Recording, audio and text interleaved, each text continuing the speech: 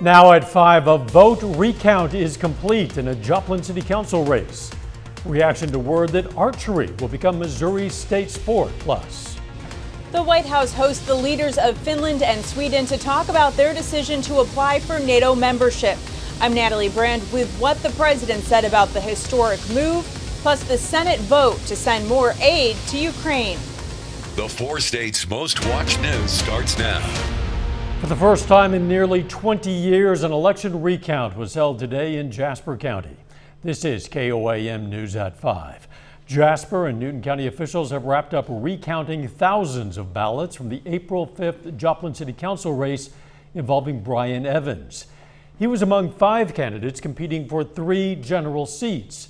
In the original count, Evans appeared to get 13 votes fewer than third-place finisher Josh Tatar. In the recount, Evans still loses, but by a slightly larger margin, 18 votes. When he called for the recount, Evans said campaign funds and donations would pay for it. Oklahoma's legislature has given final approval to another Texas-style anti-abortion bill. Abortion providers say once that bill is signed, it would be the most restrictive abortion ban in effect in our nation. The bill would prohibit all abortions from the moment of fertilization, except to save the life of a pregnant woman or if the pregnancy is the result of rape or incest that has been reported to law enforcement. And now heads to the desk of Governor Kevin Stitt, who is expected to sign it. Missouri lawmakers have given final approval designating archery as the official state sport. Archery is one of the oldest sports in the world, and here in the 4 states, some local teams have gone on to win national titles. Those locally who take pride in the sport say it feels nice to finally be recognized. Archery is so popular now all over the state of Missouri, especially here in Southwest Missouri, but especially the NAS program, the National Archery in the Schools program. It is all over the United States, but here in Missouri, we have become one of the dominant states in the country. So yeah, I think it's very fitting. The legislation is awaiting Governor Parsons' approval. Following a serious accident, being able to stop a wound from bleeding could be the difference between life and death. That's exactly what instructors at Freeman Health System taught to the public today. Instructors taught people how to properly apply pressure to wound with their hands and how to apply bandages and tourniquets. So the things you have to understand is if you're controlling the bleeding, one thing you do by either by pressure, by packing, or by tourniquet, and that helps to allow them time to make it to emergency training or somebody that's trained that can actually help them control the bleeding in the future. Today is National Stop the Bleed Day, and May is National Stop the Bleed Month. Checking in with Doug Heddy for a first look at the weather. Well, of course, more showers and thunderstorms for us today. Pretty good band rolled through during the morning hours. We had some very strong thunderstorms, and we had a secondary band right behind it. And now all these storms are gone. We do have severe weather off to our east, but we don't have to worry about that as we go through the evening hours. In fact, if you want to get outside, it looks pretty good. We have partly sunny skies for us across the region now. Temperatures have warmed up, low to mid 80s, even some upper 80s once you get out across southeastern Kansas, northeastern parts of Oklahoma. Through the evening hours, if you do want to get outside, it looks fine. We drop back into the 70s, but look at this. We only drop into the mid 70s for overnight lows. We have another storm system and it affects us tomorrow. That means more thunderstorms in the forecast. I'll break it down for you here in a bit. See you then. President Biden hosted the leaders of Finland and Sweden for a meeting all 3 countries have described as historic. Top of the agenda was both Nordic countries' applications for NATO membership, prompted by Russia's invasion of Ukraine. And on Capitol Hill, the U.S. Senate has approved the House-passed Ukraine humanitarian and military assistance package. Reporter Natalie Brand has more from the White House. President Biden called it a momentous day, telling the leaders of Finland and Sweden they have the full backing of the U.S. a day after the countries applied for NATO membership. Having 2 new NATO members in the high north will enhance the security of our alliance and deepen our security cooperation across the board. Finland, which shares an 800-mile-long border with Russia, and Sweden have historically remained neutral. But public sentiment in the countries has changed following Russia's invasion of Ukraine. After 200 years of military non-alignment, Sweden has chosen a new path. Joining the defense alliance requires unanimous approval from current members, but Turkey has voiced opposition. We are open to discussing all the concerns. Turkey may have. 3 weeks after President Biden's initial request for additional military and humanitarian aid for Ukraine, the U.S. Senate has passed a nearly $40 billion package. But 11 Republicans, including Kentucky's Rand Paul, who held up the vote for a week, opposed the measure. There is no free lunch. $40 billion cannot be created out of thin air. It appears more and more MAGA Republicans are on the same soft on Putin playbook that we saw used by former President Trump. Lawmakers also welcomed the leaders of Finland and Sweden to Capitol Hill. Senate leaders say they will work swiftly in their role to assist U.S. approval of their NATO application. Natalie Brand, CBS News, Washington. After today's vote, President Biden released a statement praising the Senate for, quote, sending a clear bipartisan message to the world that the people of the United States stand together with the brave people of Ukraine. The Biden administration has also announced it'll send Ukraine an additional $100 million in new military assistance using the Presidential Drawdown Authority. The suspect accused of killing 10 people and wounding 3 others at a Buffalo, New York supermarket appeared in court today for a felony hearing as authorities, including the FBI, continue to investigate the possibility of a hate crime and terrorism charges. He's already pleaded not guilty to a murder charge for Saturday's attack. Authorities believe the 18-year-old kept a personal diary of his planning on the social media platform Discord and kept those posts private until 30 minutes before killing 10 people. Later, the prospects for new graduates. Today's college graduates are entering a booming job market. I'm Dina Demetrius with a look at the increase in opportunities for new grads. But first, the value of a hug. That's just ahead in Health Watch. Topping today's Health Watch, health officials are investigating a growing number of monkeypox cases. A Massachusetts man is the first to be infected in the U.S. Dr. Malika Marshall reports from Boston with more on the rare virus. Monkeypox is a viral infection usually found in West Africa, but the CDC is tracking unusual clusters being reported across Europe and Canada. At least one case has hit the U.S. Massachusetts doctors say a man who recently traveled to Canada is in the hospital with the infection. We are in the process, as you can imagine, of working with public health authorities on contact tracing. The disease, which was first discovered in monkeys, causes a rash that can look like chickenpox. The virus originates in wild animals like rodents and occasionally jumps to people. In Europe, monkeypox has turned up in the UK, Portugal, and Spain. Person-to-person transmission isn't common, but in England, scientists see evidence it's spreading through the community with cases that involve sexual contact. Outbreaks of monkeypox are typically linked to travel to Africa, and health officials say there's no need to panic. This is not going to spread and get into the general population and cause an epidemic like coronavirus has. Monkeypox comes from the same family of viruses as smallpox. Most people recover within weeks, but according to the World Health Organization, the disease can be fatal in up to 1 in 10 people. I'm Dr. Malika Marshall, CBS News, Boston. Health officials report the Massachusetts patient in the hospital is in stable condition. Getting vaccinated even after a COVID-19 infection is linked to a decrease in long COVID symptoms. A new study published in the BMJ found that those who were vaccinated with a first dose after experiencing COVID saw a 13% drop in the odds of long COVID, or COVID symptoms that last months after clearing the virus. Those who received a second vaccine dose saw an additional 9% drop in the odds of long COVID. Having fewer friends and poor relationships as a child may be correlated with loneliness in old age. Researchers in Austria found that other childhood circumstances like bad health or growing up in poverty also contributed to loneliness later on. The odds of loneliness at age 50 and older more than doubled for people who rarely had comfortable friends when they were children. And a hug from someone you love may help you deal with a stressful situation.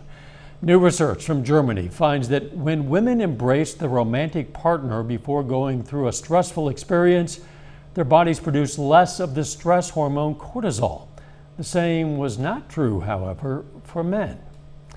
And that is a look at today's health news. A little bit later, lawmakers take action to deal with suspected price gouging at the gasoline pumps. Plus, of course, we have more thunderstorms in the forecast. We're going to be checking that out coming up next. Well, of course, we have the showers. We have the thunderstorms during the early morning hours. Another batch kind of mid to late morning. But since then, we look pretty good. We have gotten a little bit of sunshine. It's kind of heated up out there. Nice shot. This is Indigo Sky Casino and Resort. Of course, Indigo is just outside of Seneca, Missouri. So now that the clouds have been breaking up, we have been warming up. You can see low to mid 80s across the region. A little bit cooler in our northeastern counties where the clouds have been sticking around just a little bit, but here at 7th and Rangeline, just mid and upper level clouds. Sitting at 83, southerly winds at about 15, humidity is at 69%. Through the evening hours, if you want to get outside, it looks fine. We'll slowly drop back through the 80s into the 70s. That's it. We're only going to bottom out into the mid 70s, so a very mild, muggy, kind of sticky night for us into the morning hours. But again, through the evening hours, it looks good. After we got rid of all these showers and thunderstorms, everything looks pretty good across the region. All this is rolling across eastern Missouri, heading away from us. So let's focus on our next system. Out across the northern parts of the Rockies, this system will change our weather up again by the time we head into late Friday night, and then continuing into the weekend. So let's go ahead and break it down. We'll go through the evening hours. Looks fine. Into the overnight hours, kind of partly cloudy skies. Look at our lows, only into the mid 70s. Let's work through the morning hours tomorrow. Looks pretty good. We warm up into the 80s. Now you can see this line of clouds here. So we're looking at 3 p.m. This is our cold front that is working in. So a little bit cooler once you get out into our northwestern counties. There's not a lot of moisture available along this front. If we can get an isolated storm or two to pop up during the afternoon, they could be strong to low grade severe. That is most likely not going to happen. Just a couple little isolated thunderstorms, and then our front sinks through. So by 5:30, any severe threat is mainly gone. So most of tomorrow looks pretty good. 73 to start, 82 by noon. Slight chance for a few isolated storms late, kind of windy, south winds at about 10 to 20. Tomorrow night, we start to get showers. We get thunderstorms really blossom. Not a severe threat because we're on the north side of the front. So these are mainly just strong thunderstorms, heavy amounts of rain. Here's early Saturday morning. These continue into Saturday morning. And then Saturday afternoon, we'll have another severe threat in our far southern counties. Most of us will not have to worry about severe weather with this next system, but definitely dealing with rain. Saturday afternoon, still showers and thunderstorms working through the region. Rainfall amounts, I think a lot of us are going to pick up a half an inch, maybe upwards to an inch with this next system, which is going to rotate through lesser amounts in our northern counties. So we have had so much rain over the past couple weeks, so we will have at least a minor flooding threat as we go into the weekend. 87 tomorrow, 74 Saturday. Look at Sunday, 45 to start, 64 during the afternoon. Temperatures slowly climb next week, but also those thunderstorm chances return late Monday, Tuesday, Wednesday, and into Thursday. Liking the looks of Sunday anyway. Sunday looks great, yeah. Thanks, Doug. Here's a look at our tower camera sponsored by R.E. Smith Construction as work continues on the KOAM More Power project. You can check it out anytime on our website, koamnewsnow.com/power. Coming up, job prospects for new college grads. First, though, we honor a local World War II veteran. Charles Holt Jr. served in what would become the U.S. Air Force from 1942 to 1945. The Seneca, Missouri native was an aerial gunner and sharpshooter stationed in England. His awards include a Distinguished Flying Cross. First Lieutenant Charles Holt Jr., a four-state hero. Topping today's Consumer Watch, a closely divided House has approved legislation to crack down on alleged price gouging by oil companies as prices at the pump continue to soar. A bill backed by House Democrats would give President Biden authorities to declare an energy emergency that would make it unlawful to increase gasoline and home energy fuel prices in an excessive or exploitive manner. The bill directs the Federal Trade Commission to punish companies that engage in price gouging.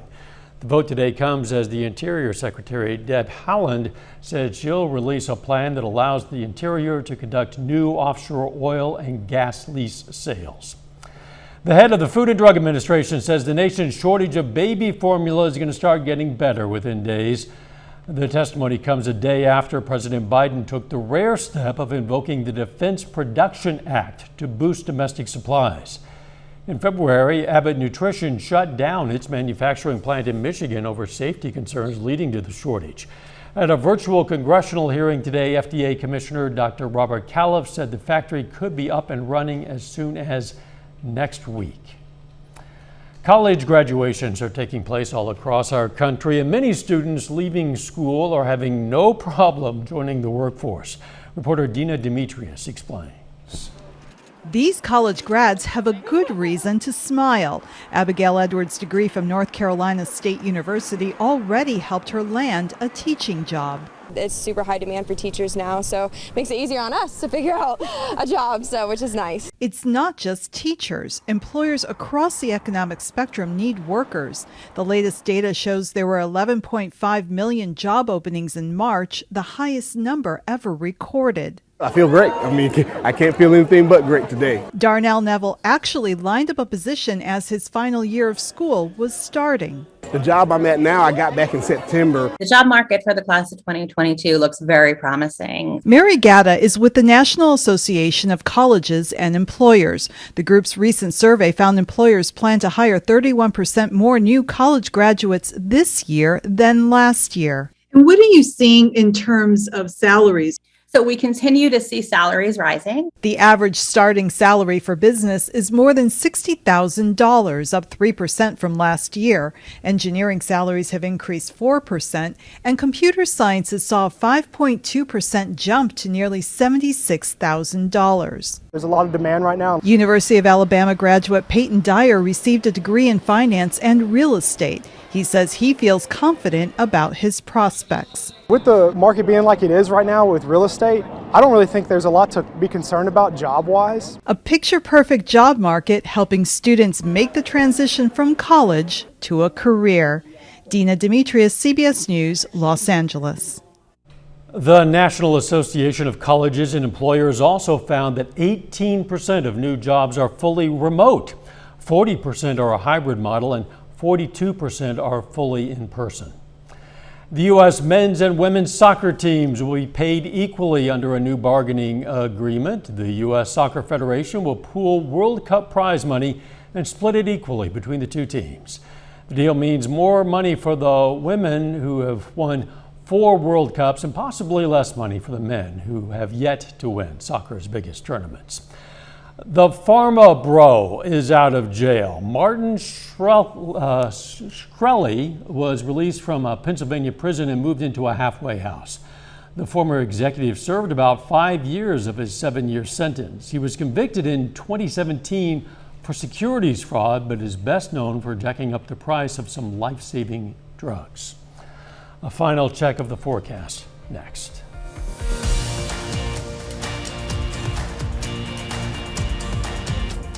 The CBS Evening News is next, then on KOAM News at 6. KOAM is partnering with Missouri TV stations that are part of the Gray Television Group for a series of polls on a variety of topics. We're going to have results on some questions about education. We'll get opinions on the quality of public education in Missouri and also whether teachers are paid enough. Stay with us for the CBS Evening News and then KOAM News at 6. Check back with Doug for a final look at the weather. Yeah, I know we got third Thursday tonight. The evening hours are great. We got rid of all the rain. So anything you want to do outside throughout the evening hours, if you don't mind the mugginess, it's fine. 87 tomorrow. Slight chance for a storm during the afternoon, but much better chances tomorrow night and then into Saturday and cooling down for the weekend. Thanks for joining us. CBS Evening News is next. Of course, we will be right back here for KOAM News at 6. Joplin's third Thursday event just now getting underway in downtown. As Doug mentioned, we're going to show you more as we close. Let's make it a great evening.